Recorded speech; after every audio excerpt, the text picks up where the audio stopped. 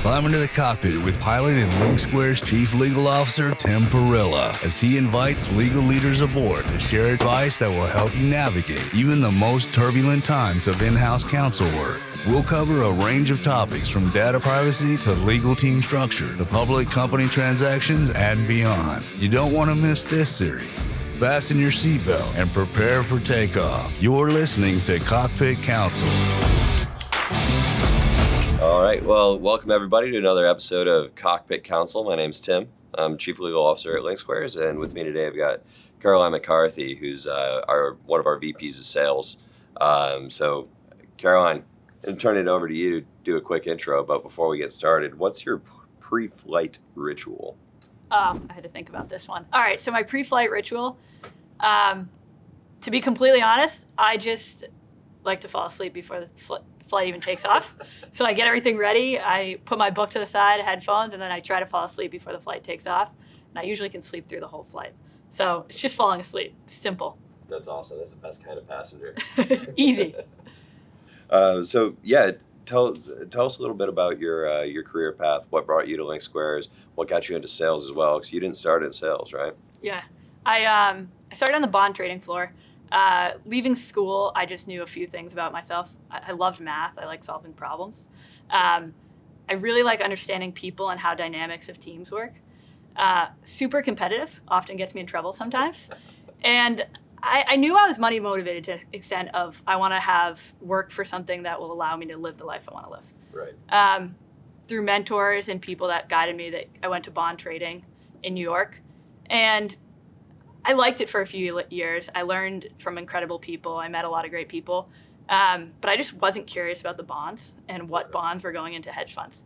And that really bothered me. Yeah. And so I kind of found an indirect path into startups. Okay.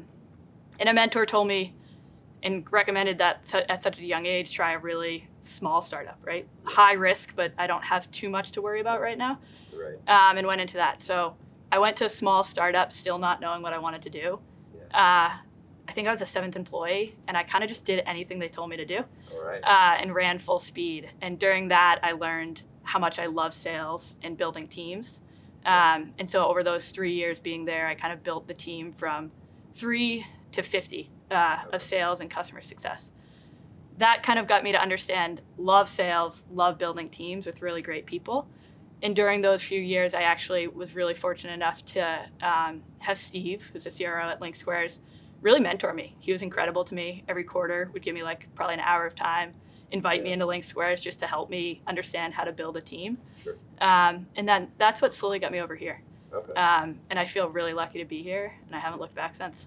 That's awesome. Well, that's super early. If you're in the first 10 employees, what are some of the differences that you've seen from what your role looks like at that point versus what it looks like today? Obviously, you're charged with growing a team here as well, sort of within a broader revenue organization. Yeah. But if you could talk a little bit about the differences and some of the consistent challenges and maybe some of the things that really make you miss the 10 person, or maybe not. Yeah, I think the 10 person is I love experimenting sometimes. And at the 10 person, you can have an idea and just experiment for a day, which maybe isn't always the best thing, but trying to understand new ideas and new strategies is extremely often. And that was really fun. But now the con of that is revenue goals and consistency is really hard to find. Right. And you're really not sure what great is, right? Like you're always trying to go up from there. So at this stage, it's kind of like revenue goals are clear goals ahead. Things might change, but the strategy is more clear. And it's more about developing people and talent to continue kind of like leveling up as we go. What's your favorite part about sort of developing teams, building teams? You mentioned that a couple of times, that's something you're really passionate about. What do you like most about that? And maybe what are some of the challenges that, for someone building a team for the first time, they might encounter? Yeah, I just love helping new account executives or just people in general get their like aha moment and breakthrough moments. I think that's just really exciting, especially you're on a closing call and they're doing it for the first time, and something like that is really exciting.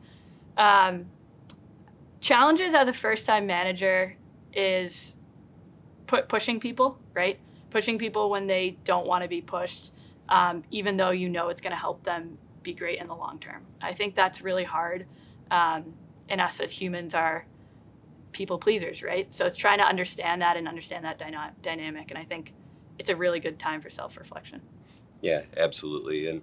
And how as you've grown from a team of 3 to a team of 50 at the prior startup, like at what points did you feel like some friction? And where I'm coming from with that question is really like I've recognized in my career, like just in terms of the broader overall organization, I mean, legal teams tend to grow a lot more slowly than your more revenue focused teams.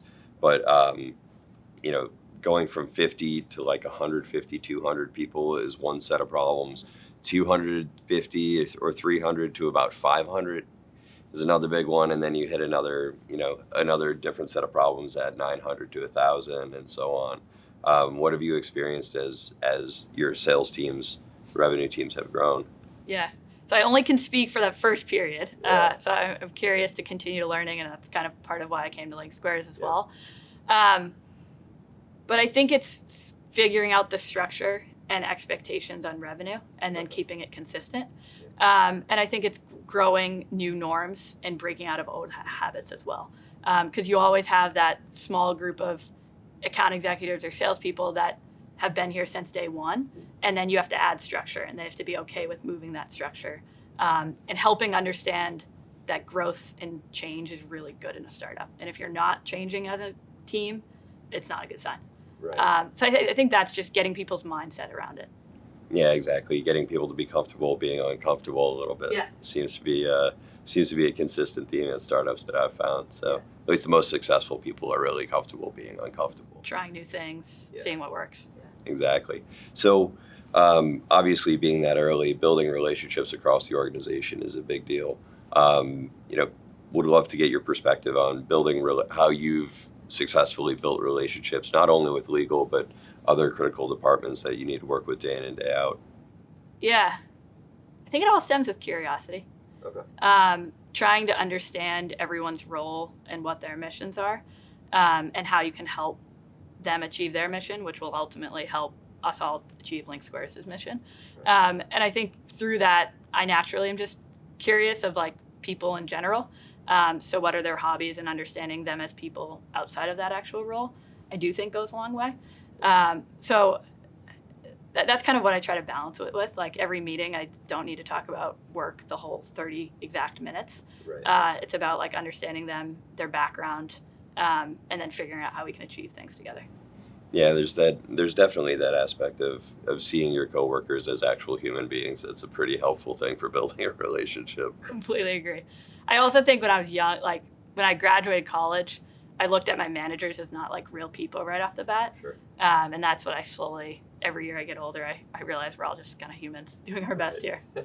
It's kind of like as you get older, and I don't have any kids, but a bunch of my friends have kids. Yeah. And then I think about my parents and like the age my parents were.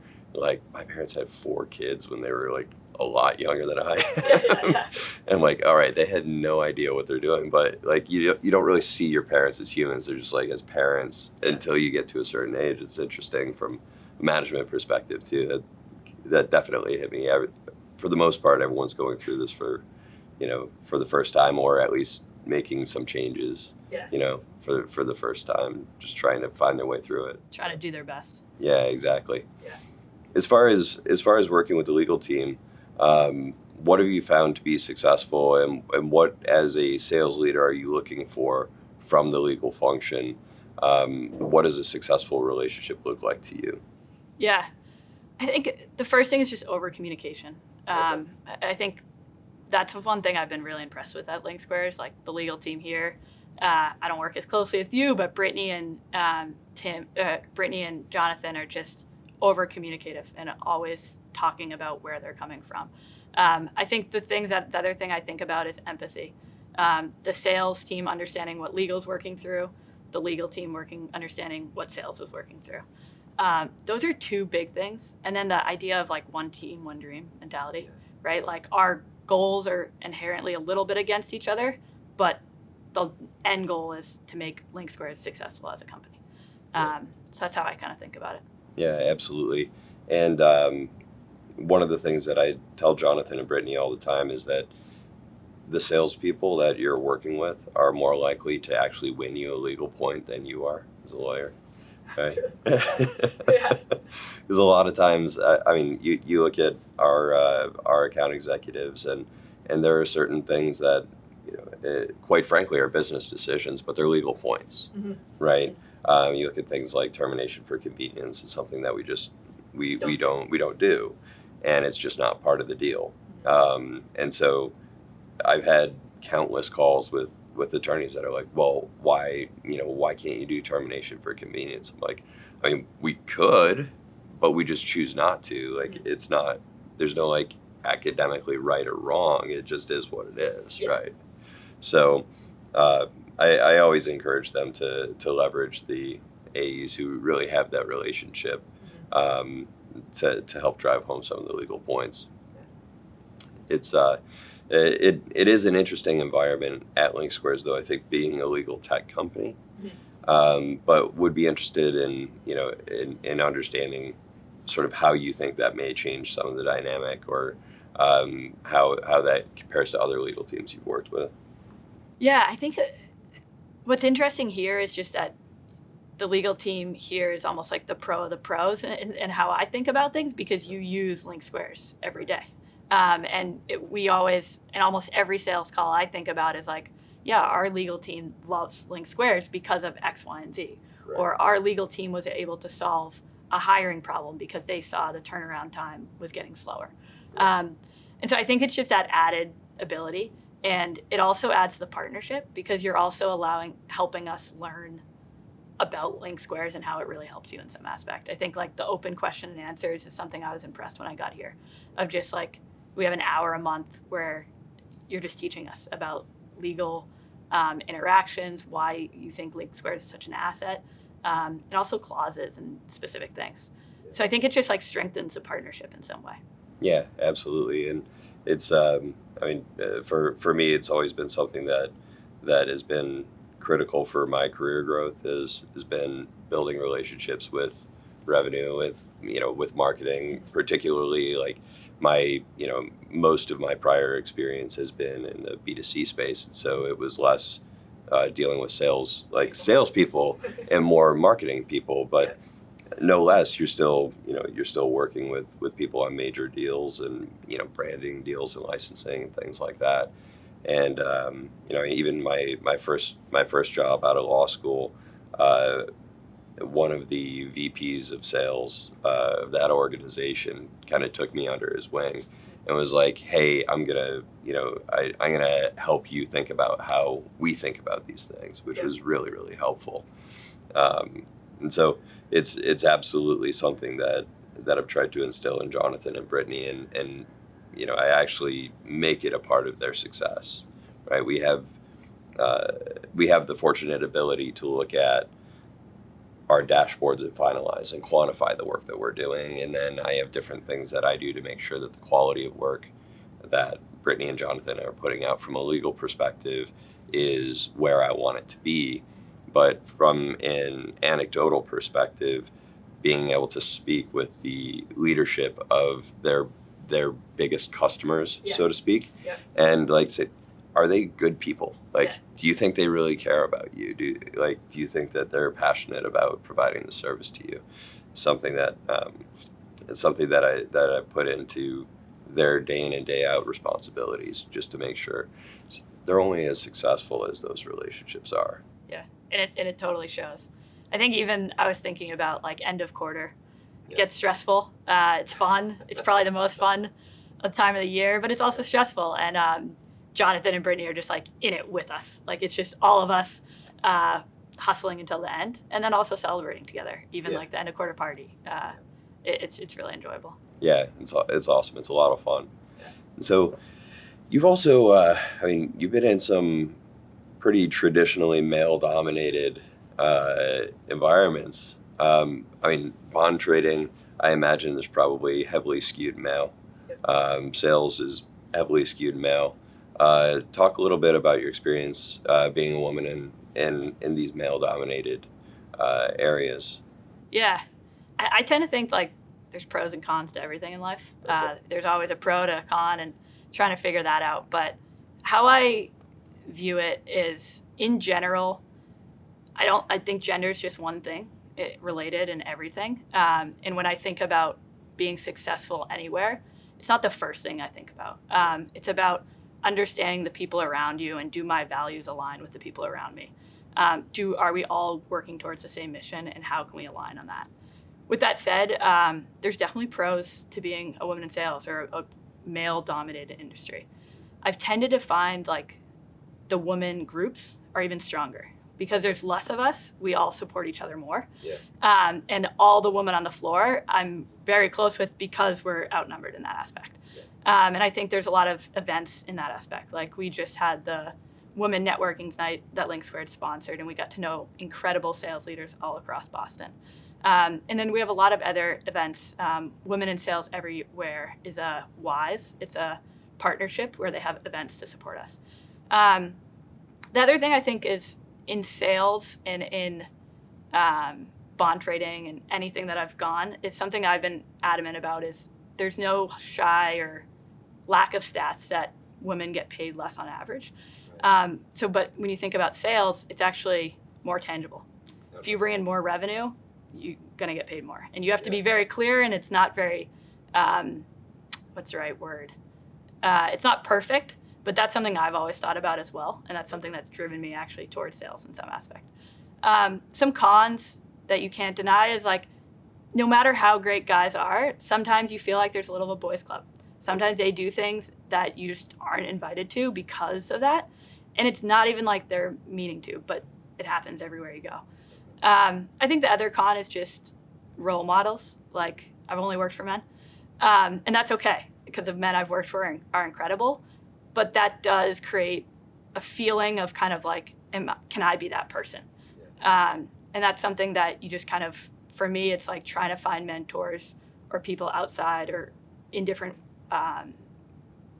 levels that would help you in that aspect. So all in all, I think day to day, it's finding the right people that support you in values and that you want to work side by side with. Right. And that's part of what drew me to LinkSquares. But those are just kind of like the pros and cons of how I think about it. So as a manager, how do you deal differently with the men on your team versus the women on your team? Yeah, I don't. I think it's about understanding every individual. Yeah. There's stereotypes and there's things I've seen more true that men struggle with versus women and vice versa. But I start with it of just like everyone's the same and understanding like what's their triggers, what is their inner voice saying, what are their goals, how can I get them around the roadblockers, and how can I help them achieve their long-term goals. So yeah, I really don't. Do you? No, not at all. Yeah. I mean, we're a little bit of a different breed. Like managing lawyers is a little bit strange. We tend to have a very, very direct way of communicating with each other. Yeah. And it's a little bit less. I think that if a lot of non-lawyers spent enough time sort of behind closed doors with lawyers, just like fly on the wall, listening to how we talk to each other,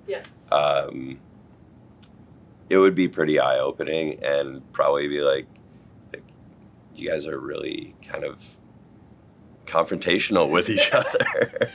But I mean, that's what we do. You know, we're all trained to be confrontational when we need to be, and it's not something that is anything other than just a different way of communicating. For us, there's rarely is there something that's personal about the confrontation, and so for me, it's just we're all lawyers and we're dealing with it, and same thing with with different support staff. Non-lawyer like paralegals and others, but people who are used to that environment and used to that conflict, and that way of addressing conflict is it kind of is, like I said, it kind of skews the way that I think about it. Here at LinkSquares has been interesting, being able to oversee a couple of different roles beyond the legal function. Yeah. I will say that I deal with my non-lawyer direct reports in a very different way than I do the lawyers. Role. Yeah. Yeah, exactly. You know, Jonathan, our VP of legal, it's just like, he'll come to me with a problem. Like, Jonathan, don't come to me with problems. Come to me with answers, and just go fix it, please. Yeah. And if you can't fix it, let's talk about that later. But please just go fix it. Yeah. And like literally, it will be that conversation. Say, okay, and go do whatever. And if we need to work through things, we do. But it's a little bit of a different tenor when Rob, who's our head of IT, Rob comes and says, "Hey, I have a problem." I'm usually, even though I probably could be, I'm rarely that direct with him, right? It's a little bit how softer. Different people were trained in some aspects. Yeah, exactly. So, but it's a constant learning environment for sure. So, a lot of the folks who are listening in and watching today, lawyers. What communication style does not work for you? If you think about like what an unsuccessful relationship or what a strained relationship would look like, and how communication sort of rolls into that, what sort of tips, tricks, things to keep at top of mind that you can give to us as lawyers and communicating with you and with salespeople generally more effectively? Yeah, it's a great question. I think this probably goes for any relationship in talking to people, but condescending or making things complicated and hard to understand. I think that just causes friction, right? Like, we should all be trying to talk to each other as if we're talking to someone that's never is your grandmother, people say, right? So I think it's like the condescending or when I think we start to show frustration, it's about getting on a call or talking in person. Those are two things. And I actually think Jonathan is great at this. Like, as soon as we have a disagreement, it's like, oh, let's go find each other. And then let's talk in person right away. Yeah. I really, really appreciate it. So I think in terms of things that don't work for me is just condescending or making things more complicated than they are, which I've found usually that happens when people don't really understand what's happening. So those are the two things I think about. Yeah, that was going to be my question, is when you find that people are, that attorneys are overcomplicating things. That's been my experience too. Yeah. It's usually lawyers trying to figure out what on earth is going on, or they have a different understanding of what different definitions. Yeah, exactly. Yeah. It's definitely an interesting dynamic though. Yeah. What about you on the sales side? That's a really good question. I think a lot of it is kind of the same. Like, I'll be the first person to admit that I don't fully understand what you do, and I'm absolutely not capable of doing what you do, right? Like, I could not, and especially the people on your team, I could not be on the phones. I could not be sending those cold emails. I could not be like, it's interesting because during those open question sessions, that all of these account executives are asking questions. I'm like, to be perfectly honest with you, most of you probably have better answers to this question than I do, right? Like, oh, so-and-so potential customer, talk to me about this. Like, how can I keep them on the phone? How can I try to like dissect their world a little bit and understand how our product can really address their problems? I'm like, I don't know, go ask Lyle.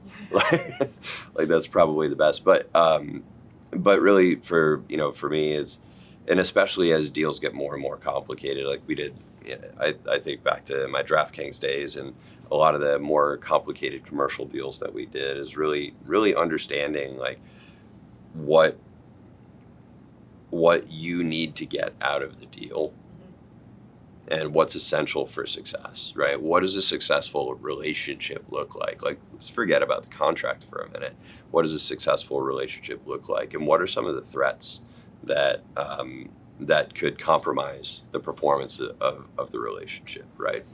And so really taking the time to understand that and having leadership whether it's sales or business development, or whomever, to explain that perspective to the attorneys is something that I found to be hugely helpful. Because from a legal perspective, like, you can read a contract and you can review certain things, but realistically, like, the value that you add being in-house is understanding that knowledge, and you've got to learn it somewhere. Yeah. So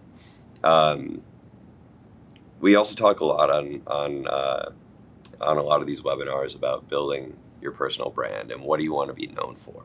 So I'm going to turn that over to you, and love to understand how you think about your personal brand, how you build your personal brand within the organization, and at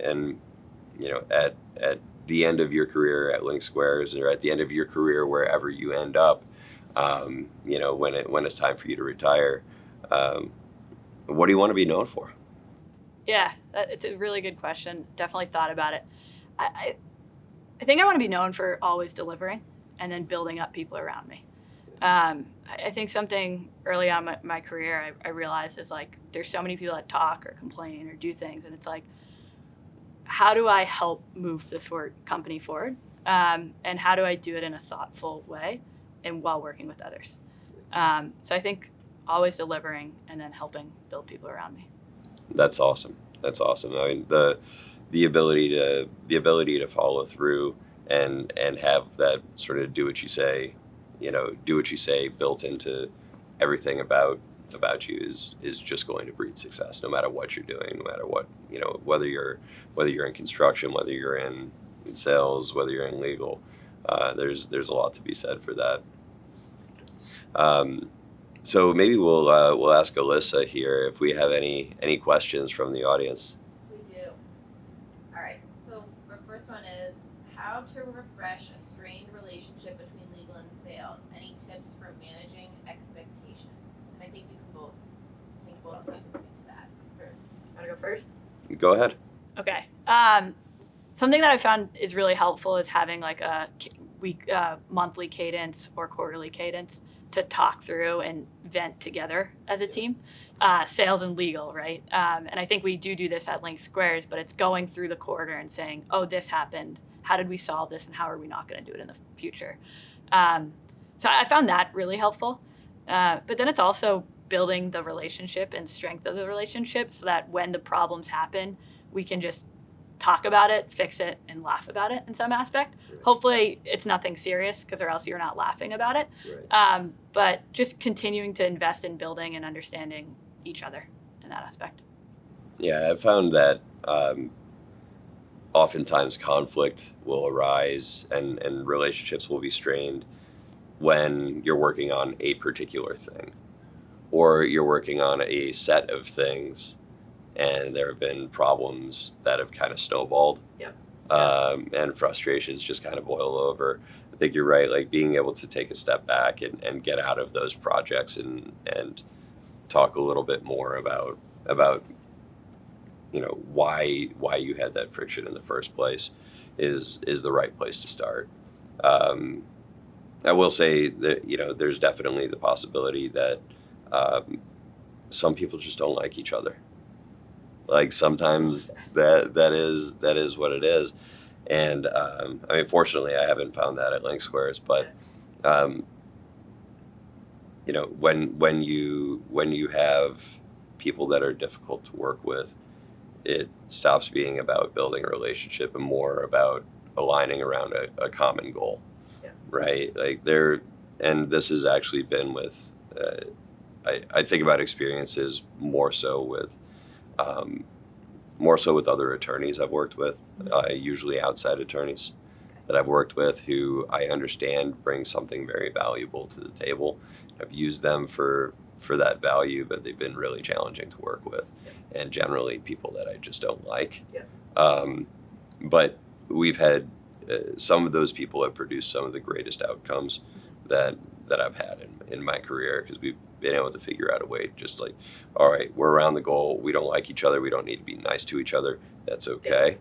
But we do need to be able to figure out how to communicate, remain goal oriented, and drive things through. And it's been that's sort of a worst case scenario. I think if you have a relationship like that in house, if I knew that you and Jonathan were really struggling and just like hated each other, I would probably, if I knew about that, I would probably have Jonathan not work with you anymore.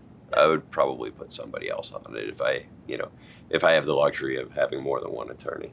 Right. That's a great question, though. Great question. What else do we got, Alyssa? So you guys talked about the end of quarter celebration and how it comes after like a really fun and intense time. Do you see value in having legal participate in celebrations like that, or what are some of your favorite things that you guys do together, and how do your teams enjoy them, benefit from them? Yeah, 100% participate. And I think the whole legal team was at Scholars when we celebrated end of quarter. So it's a one team, one dream mentality is when I think about it. But it does feel like that's something I really appreciate too, is your team's in office with us most of the time. And we're all together a lot. So I do see it as one team, one dream. And we have big goals as a unit, and celebrating together is huge as well. Yeah, I agree completely. As the legal function, we love to be invited to celebrations for deals for major deals that are done, major quarterly accomplishments, etc. I remember I was thrilled to be invited to the MLB All-Star Game in 2015, which was just like a month or two after we had closed a huge 5-year deal with Major League Baseball, and there were obviously the DraftKings founders were there, and CFO, and and the head of business development helped kind of negotiate that deal, and to get that invite from Major League Baseball, say, why don't you come out to the All-Star Game, and come to our, they have like a big suite and everything. It was like really cool to be a part of that relationship, and a lot of times it's just not common. Lawyers are like, oh cool, I got the contract done, and then people go on and enjoy it, So it was really that's something that's really, really special for the legal team. Like we take those invites to heart, and it makes us feel like we're part of the team, and it really helps develop that relationship. So. All right, last one. Any surprising similarities that you've noticed between sales and legal, either like an executive or an individual contributor, whatever, but people on those teams, like surprising ways that you found you're more similar than different? We're all competitive, I think. Yeah, that's the first thing that came to mind. Intensely competitive people. That's well said. Yeah. I think everyone just cares. I mean, it's not surprising in some aspect, but everyone cares about what they're doing and wants to be successful. But then there's hobbies and stuff like that always come up, and that's a great way to align. Yeah, absolutely. The competitiveness, and I think also being really goal oriented. There are definitely some other organizations that maybe aren't as directly tied to certain metrics that would indicate success. And legal tends to be pretty metric driven in that regard, like getting the deals done, and to the extent that you're dealing with any financings or any litigation, like getting things across the finish line in a successful way is really something that I think we align along well. Right? Turnaround time. Yeah, exactly. Any last minute thoughts? No, thank you for having me. Thank you so much. This has been awesome, and it's awesome working with you too. It's just been a ton of fun getting to know you over the past couple of months since you've been here. So, welcome to the team. Thank you. Awesome. Thanks for having me. Thanks.